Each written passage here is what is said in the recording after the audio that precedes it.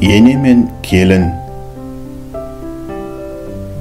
Күндердің күнінде бір ананың жалғыз баласы ер жетіп, отбасын құрғысы келіп, алатын қызын анасына көрсетеді. Алайда ол қыз анасына бірден ұнамайды.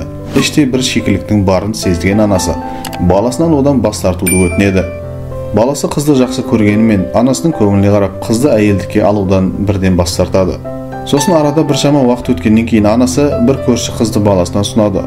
Ол қызда бірден келісіп, көп ұзамай екеуі шаңырақ көтереді. Бір айдан кейін бала анасының жанына келіп, қолын сүйіп, "Анашым, сізге ризашылығымды білдіруге келдім. Сіз таңдаған қыз маған жақсы жар болып келді, шүкір. Қазір әйелмен жарысып, күнде 5 уақыт намазды оқып, Құран жаттап, жақсы жаққа бет бұрып жүрмін. Бұған бірден бір себепкер сіз боласыз, анашым" дейді. Баласынан мұндай жылы сөзді естіген анасы қуанып, келінін шақыртып, оған былай дейді: "Расында балам, екеуің бақытты отбасын құрған секілдісіңдер. Әйтеуір бір-бірлеріңмен жарасып кетсеңдер, ана ретінде маған соның өзі бақыт. Мен 30 жыл бойы баламды намазға жығалмай келген едім. Ал сен болсаң бір ай дегенде оның дінге деген қызығушылығын арттырдың" дей бергенде, келіні сөзге араласып: "Жоқ, олай демеңіз. Оның жақсы жаққа бет бұруына алдымен сіздің 30 жылдық үлесіңіз зор.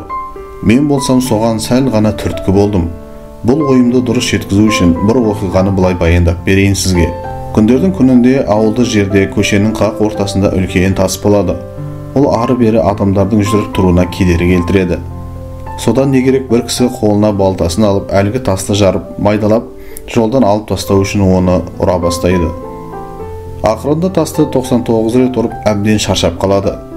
Бірақ тас еш жарылмайды.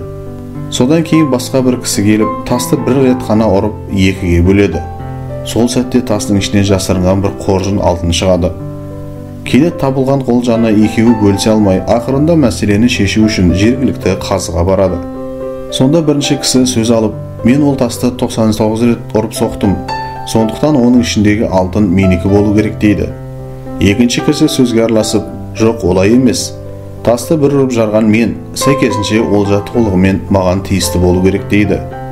Екі тарапты тыңдап болған қазы былай шешім шығарады: алғашқы 99 рет ұрған кісіге алтынның 99%, ал бір рет ұрған кісіге бір ғана пайызы беріледі. Себебі бірінші кісі 99 рет тасты ұрмағанда, екінші адам келіп бір рет тасты ұрып жармасы анық еді деген екен. Көрдіңіз бе, анашым, сіз екеуміздің де жағдайымыз дәл осы әңгімеге ұқсайды. Сіз 30 жыл бойы балаңызды жақсы адам болып қалыптасуына талмай ықпал етіп келдіңіз. Ал мен болса сол еңбегіңіздің толық жүзеге асуы үшін бір ғана ай әрекет жасадым. Нәтижесі екеумізге де қайырлы болды. Егер сіз болмағанда біз мұндай жетістікке жете алмасымыз анық еді дейді келіні. Мұны естіген енесі келініне дән риза болып, оны бағып қаққан ата-анасы туралы жақсы сөздер айтып, бақытты болу үшін тиісті батасын берген екен.